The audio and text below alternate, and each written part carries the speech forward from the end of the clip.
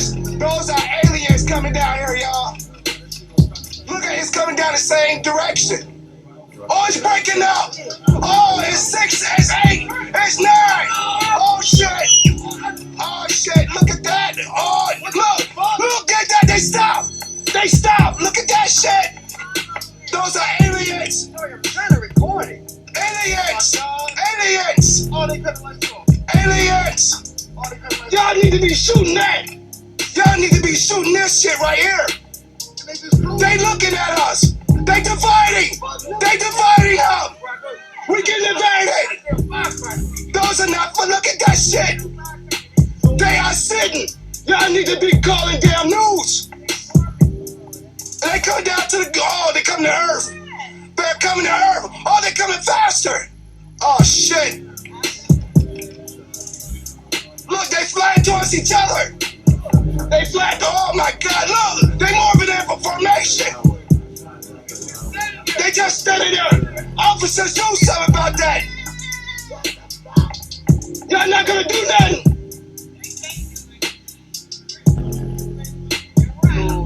Huge cigar-shaped ship appeared over the Air Force Base. These cigar-shaped ships were over a mile in length. One of them landed on the airport landing strip area. When it touched the ground, it created an earthquake like about a 3.5 to 4.0. It terrified everybody in the area. The back of this craft opened up, and several hundred young men with huge, heavy weapons came out of two sides of the ship and formed a protection line around the ship. And the people at that Air Force base, the commander, had a meeting with the individuals that were aboard this ship. And this particular race that landed those ships and that are seen in these huge cigar-shaped ships, they are a black race. They look like African Americans. They were about 6'4", 6'5". These tight-fitting black leather outfits on, and the weapons that they came out of the ships with, they were huge weapons. And if you've ever seen a race of people that were conquerors, that had never been conquered, they've got this look about them of arrogance.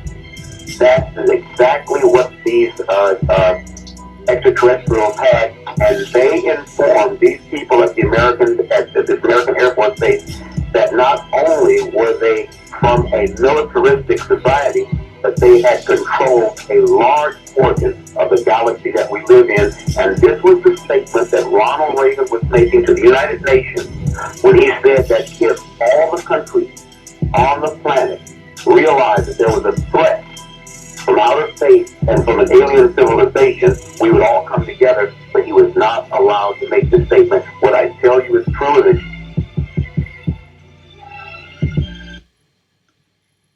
I couldn't help at one point in our discussions privately with General Secretary Gorbachev, when you stop to think that we're all God's children, wherever we may live in the world, I couldn't help but say to him, just think how easy his task and mine might be in these meetings that we held if suddenly there was a threat to this world from some other species, from another planet, outside in the universe. We'd forget all the little local differences that we have between our countries, and we would find out once and for all that we really are all human beings here on this earth together. Well, I don't suppose we can wait for some alien race to come down and threaten us, but I think that between us we can bring about that realization. In our obsession with antagonisms of the moment, we often forget how much unites all the members of humanity. Perhaps we need some outside universal threat to make us recognize this common bound. I occasionally think how quickly our differences worldwide would vanish if we were facing an alien threat from outside this world. And yet, I ask you, is not an alien force already among us? What could be more alien to the universal aspirations of our peoples than war and the threat of war? I think maybe I'd answer it this way. I keep, in my frustration sometimes, actually, if you count some of the things going on in smaller countries and all, there have been about 114 wars since World War II. But I've often wondered, what if all of us in the world discovered that we were threatened by an outer power from outer space, from another planet? Wouldn't we all of a sudden find that we didn't have any differences between us at all? We were all human beings, citizens of the world, and wouldn't we come together to fight that particular threat?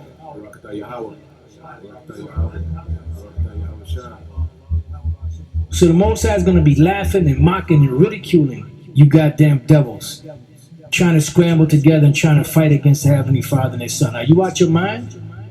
Have you seen the maneuvers that them chariots can do? They get big, they get small, they appear, they disappear, they go in the water, they go into space, they go everywhere. You try shooting at them, what they do? They move and laugh at your ass.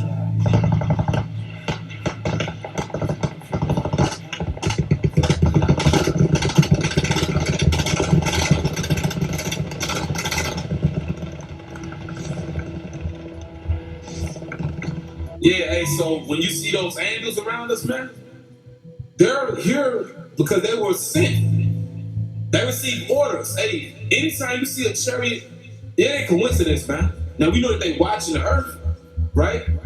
But they were commanded to fly over you or fly wherever you see them. They were sent. Ain't no coincidence, man. Because it'd be a lot of times, it'd be like a chariot drought. Like, you don't see them like that. But anytime they show up, they were sent. So you can see it, because you know what it is. But we're in a time, He's going to command deliverances for Jacob. He's going to command His Son to come back. And only His Son can deliver us, man. And only the Father knows the day. All right? But I would not have you to be ignorant, brethren, concerning them which are asleep, that ye sorrow not, even as others which have no hope.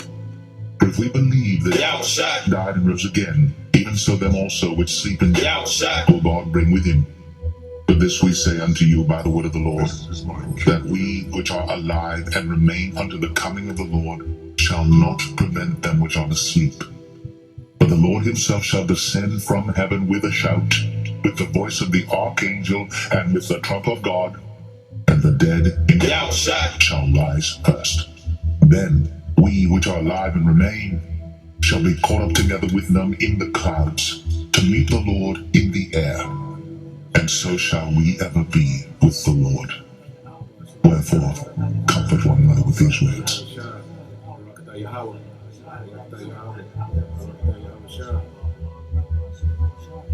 So when the disciples asked Him, what shall be the end of the world?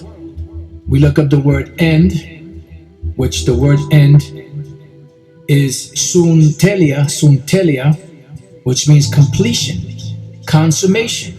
End, because when an empire is complete, what happens? It becomes consumed. And what happens? The power and regions, lands, and riches of that particular empire is translated or transferred to the next rulers that conquered that particular empire.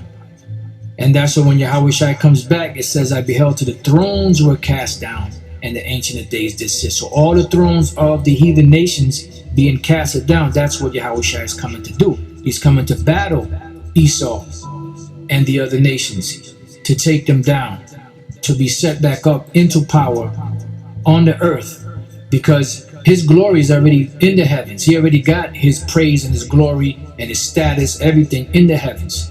But as the Apostle Paul says in Hebrews 2, that we see not all things yet put under Him, because not everyone is acknowledging and praising and lauding and crediting the names of Yahushua as being the Lord. They're calling Him Jesus, Yeshua, Yehoshua, and all those other different names.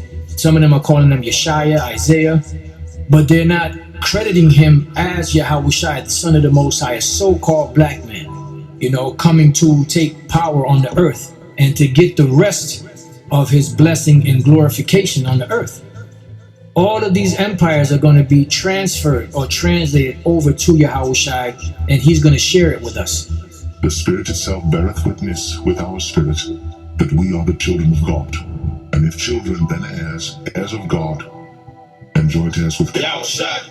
If so be that we suffer with him, that we may be also glorified together. For I reckon that the sufferings of this present time are not worthy to be compared with the glory which shall be revealed in us. For the earnest expectation of the creature waiteth for the manifestation of the sons of God. For the creature was made subject to vanity, not willingly, but by reason of him who hath subjected the same, in hope, because the creature itself also shall be delivered from the bondage of corruption into the glorious liberty of the children of God. For we know that the whole creation groaneth and travaileth in pain together until now. And not only they, but ourselves also, which have the first fruits of the Spirit, even we ourselves groan within ourselves, waiting for the adoption, to wit, the redemption of our body.